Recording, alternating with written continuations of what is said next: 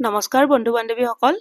আজি মই আপোনালোকৰ ওচৰলৈ চিতল মাছৰ ৰেচিপি এটা লৈ আহিছো আচলতে এই ৰেচিপিটো বেংগলী ৰেচিপি হয় আৰু আমি শিলচৰত যাওঁতে বাইদেউজনীয়ে আমাক বনাই খুৱাইছিল তাৰে অলপমান ভিডিও মই বনাই আনিছিলো হেয়া অলপমান দেখুৱাব ওলাইছো এয়া চিতল মাছখিনি প্ৰথমতে চামুচেৰে উলিয়াই লৈছে মানে পিঠিৰ ফালৰখিনি উলিয়াই লৈছে তাত নিমখ হালধি আদা বটা জিৰাৰ গুৰি ধনিয়া গুৰি অলপমান পৰিমাণত দি গোটেইখিনি সানি লৈ লৈছে মাছখিনি চামুচেৰে উলিয়াই লোৱাৰ পিছত এডাল এডাল কৰে কাইট চাব লাগে যিখিনি কাইট ৰৈ যায় বাছি পেলাব লাগে মাছটোৰ বুকুৰ অংশখিনিৰে চিতল মাছৰ কলা বনাইছে আৰু এয়া হৈছে পিঠিৰ অংশখিনি আৰু গোটেইখিনি দি ৰেডি কৰাৰ পিছত এয়া এফালে কেৰাহী এটাত পানী গৰম হ'ব দিছিল উতল অহাৰ পিছত মাছখিনি এনেদৰে হাতৰ মুঠি কৰি গৰম পানী দি গৈছে আৰু মাছখিনি যাতে হাতত লাগি নধৰে তাৰ কাৰণে হাত দুখনত অলপমান তেল সানি লৈছে এনেদৰে গোটেই মাছখিনি দি যাব গোটেই মাছখিনি দিয়া হোৱাৰ পিছত প্ৰায় 10 মিনিট মান সময় এনেদৰে উতলিব দিব মাজে মাজে ইফাল সিফাল কৰি উলটাইও দি আছে মাছখিনি বইল কৰাও হৈ গৈছে এফালে মছলাখিনি ৰেডি কৰি আছে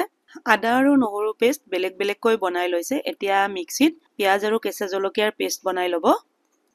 মাছখিনি হোৱাৰ পিছত এয়া কাঁহী এখনত উলিয়াই লৈ আহিছে আহি সৰু সৰু কৰি পিচ পিচ কৰি কাটি লৈছে দেখাত ঠিক পনীৰৰ নিচিনা লগা হৈছে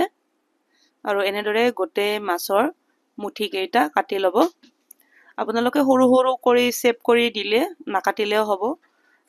কিন্তু বাইদেউজনীয়ে ডাঙৰ ডাঙৰ কৰি দিছে সেই কাৰণে সৰু সৰু কৰি কাটি ল'ব লগা হৈছে এনেদৰে কাটি ল'ব গোটেইবিলাক এতিয়ালৈকে আপোনালোকক ৰেচিপিটোৰ নাম কোৱাই নাই এয়া হৈছে চিতল মাছৰ মৈঠা এয়া গোটেইখিনি কাটি লোৱা হৈ গ'ল গোটেই মাছখিনি কাটি লোৱা হোৱাৰ পিছত এইফালে কেৰাহী এখনত অলপমান মিঠা তেল দি ফ্ৰাই কৰি ল'লে মাছখিনি আৰু এয়া ফ্ৰাই কৰি লোৱাৰ পিছত মাছখিনি উঠাই থলে আৰু কেৰাহীটো পুনৰ সাফা কৰি কেৰাহীত তেল দি দিলে এয়া আঞ্জাখন বনাবলৈ আলুখিনি আগতেই ফ্ৰাই কৰি থৈছে তেলখিনি গৰম হোৱাৰ পিছত ইয়াত গোটা ইলাচি আৰু দালচিনি এটুকুৰা দি দিলে তাৰ পিছত দি দিলে পিয়াজ কেঁচা জলকীয়াৰ পেষ্টটো আৰু তাৰ পিছত দি দিলে এয়া আদা নহৰুৰ পেষ্ট মানে বেলেগ বেলেগ কৰি বনাই লৈছে এতিয়া গোটেই মছলাখিনি দি ভালদৰে ভাজি ল'ব মছলাখিনি অলপ সময় ভজাৰ পিছত এতিয়া ইয়াত দিলে 1 চামুচ হালধি আৰু 1 চামুচ জিৰাৰ গুৰি লগতে ইয়াত দুখিলা তেজপাতো দি দিছে তেল ওলাই অহালৈকে এতিয়া মছলাখিনি ভাজি ল'ব মছলাখিনি ভজা হোৱাৰ পিছত এতিয়া ইয়াত দিলে ভাজি থোৱা আলুখিনি দিও অলপ সময় ভাজি ল'ব আলুখিনি ভজা হোৱাৰ পিছত এয়া মাছ বইল কৰোতে যে পানীখিনি আছিল সেই পানীখিনিয়ে ইয়াত দি দিলে আঞ্জাখনৰ ৰংটো যদি আৰু ধুনিয়া কৰিব বিচাৰে তেতিয়াহলে কাশ্মীৰী ৰেড চিলি পাউডাৰ অলপমান দি দিব সোৱাদ অনুসৰি নিমখ দি দিলে এতিয়া ঢাকনিখন লগাই আঞ্জাখন ভালদৰে উতলিবলৈ দিব এফালে গৰম মছলা থেতেলিয়াই আছে দালচিনি ইলাচি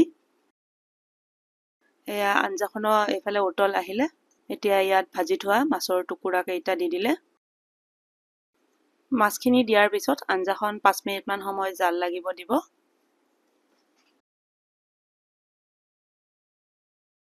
আঞ্জাখন হৈয়ে গৈছে এতিয়া ইয়াত সামান্য পৰিমাণৰ চেনি দি দিলে আৰু এয়া পটাত বটি লোৱা গৰম মছলাখিনি দি দিলে এইখিনিতে এটা ৰিকুৱেষ্ট কৰিলো মোৰ ভিডিওবিলাক যদি চাই ভাল লাগে তেতিয়াহলে লাইক কমেন্ট শেয়াৰ কৰিব আৰু যদিহে মোৰ ইউটিউব চেনেলটো নতুন তেতিয়াহলে চেনেলটো সাবস্ক্ৰাইব কৰি দিব আৰু এই ভিডিওটো যদি ফেসবুকত চাইছে তেতিয়াহলে মোৰ ফেসবুক প্ৰফাইলটো ফলো কৰি দিব গৰম মছলাখিনি দি গেছ বন্ধ কৰি দিলে হৈয়ে গ'ল চিতল মাছৰ মৈঠা আচলতে আমাৰ উচ্চাৰণবিলাক তেওঁলোকৰ নিচিনা হিমান ঠিক নহয় আঞ্জাখন হোৱাৰ পিছত বাইদেৱে আমাক টেষ্ট কৰি চাব দিলে সঁচাকৈ খাবলৈ বৰ সোৱাদ লগা হৈছে আজিৰ ভিডিওটো এইখিনিতে শেষ কৰিম ভিডিওটো শেষলৈকে চোৱাৰ বাবে ধন্যবাদ